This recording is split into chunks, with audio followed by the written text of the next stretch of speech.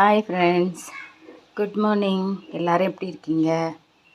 இன்றைக்கி என்ன சமையல் செய்ய போகிறோன்னா மூக்கடலை மசாலா குழம்பு பார்க்கலாமா? கடாயை எடுத்து அடுப்பில் வச்சுக்கோங்க. இது நல்லா சூடானதுக்கப்புறம் ஒரு குழிக்கரண்டி ஆயில் ஊற்றிக்கங்க. பட்டை, கிராம்பு, 2 ஏலக்காய் நல்லா பொரிஞ்சதும் கட் பண்ணி வச்சுருக்கிற 3 மிளகாய், அப்புறம் நம்ம சின்னதாக கட் பண்ணி வச்சுருக்கிற வெங்காயத்தை சேர்த்து நல்லா வதக்கி விடுங்கன்னு சொன்னால் அது நல்லா கண்ணாடி பதத்துக்கு வர்ற மாதிரி வதக்குங்க. இதில் ஒரு சின்ன டிப்ஸு, வெங்காயம் சீக்கிரமாக வதங்கணுன்னா நீங்கள் கொஞ்சம் சால்ட் அதில் போட்டு வதக்குனீங்கன்னா சீக்கிரமாகவும் கருகாமலும் நல்லா வதங்கி வரும். வெங்காயம் நல்ல இந்த கண்ணாடி பதத்துக்கு வந்தது உடனே நம்ம கட் பண்ணி வச்சுருக்கிற 2 தக்காளியை அதில் சேர்த்துருங்க. சேர்த்துட்டு அதையும் நல்லா வதக்குங்க. எந்த அளவுக்கு வதக்கணுன்னா அது நல்லா அந்த வெங்காயத்தோடு சேர்ந்து மசிஞ்சு நல்லா பேஸ்ட் பதத்துக்கு வர்ற அளவுக்கு இந்த மசாலையை நல்லா வதக்குங்க. நம்ம ஒரு மூடி போட்டு அதை ஒரு 5 செகண்ட் மூடி வேக விடுங்க. பாருங்கள் ஃப்ரெண்ட்ஸ், வெங்காயம் தக்காளி இந்த பதத்துக்கு ஆனதுக்கப்புறமா 1 ஸ்பூன் இஞ்சி பூண்டு பேஸ்ட் போட்டுக்கோங்க. இஞ்சி பூண்டு பேஸ்ட்டு பச்சை வாசனை போகிற வரைக்கும் இந்த எண்ணெயிலேயே கொஞ்சம் நல்லா வதக்கி விடுங்க. நம்ம மசாலா எல்லாம் சேர்த்துக்கலாம். குழம்புக்கு தேவையான மசாலா எல்லாம் சேர்த்துக்கலாம். 1/4 டீஸ்பூன் மஞ்சள் தூள்,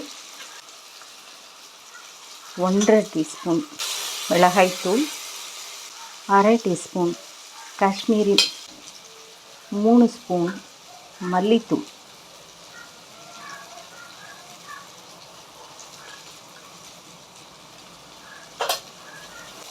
ஒரு 1/4 டம்ளர் தண்ணி சேர்த்துக்கோங்க.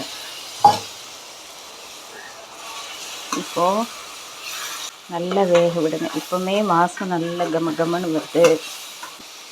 இது கூடவே 1/4 டீஸ்பூன் ஜீரகத்தூள், எனக்கு ஜீரகம் ரொம்ப பிடிக்கும், எல்லா இதுலேயும் குழம்புலையும் 1/4 டீஸ்பூன் ஜீரகத்தூள் போட்டுக்கோங்க. உடம்புக்கும் நல்லது, வாசனையை என்ஹான்ஸ் பண்ணி கொடுக்கும். இந்த மசாலா எல்லாம் நல்லா வெந்து எண்ணெய் பிரிஞ்சு வர வரைக்கும் நல்லா வதக்குங்க.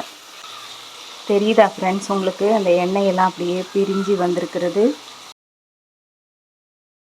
வேக வச்சுருக்கிற கொண்டக்கடலை, அதாவது மூக்கடலை, இந்த மசாலையோடு சேர்த்துக்கோங்க, தண்ணியோட.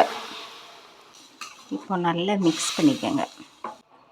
உப்பு லெவல் இந்த ஸ்டேஜில் சரி பார்த்து, உங்களுக்கு காரம் சரி பார்த்து, எல்லாத்தையும் சரி பார்த்ததுக்கு பின்னாடி மூடி வச்சு ஒரு 10 நிமிஷம் நல்லா கொதிக்க விடணும். அப்போ தான் இந்த மசாலையும் இந்த கடலையும் நல்லா பிளெண்ட் ஆகி வெந்து நமக்கு கிடைக்கும்.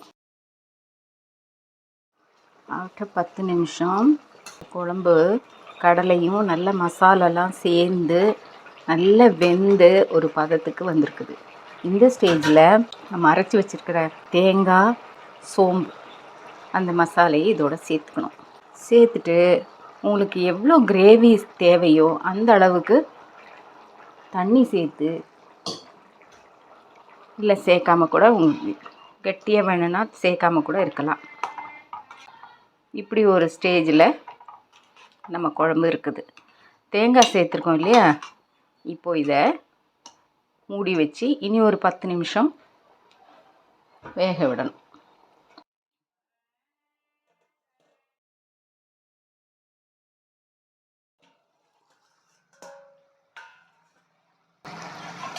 பத்து நிமிஷத்துக்கு அப்புறம் திறந்து பார்த்தா நம்ம மூக்கடலை மசாலா குழம்பு ரெடி.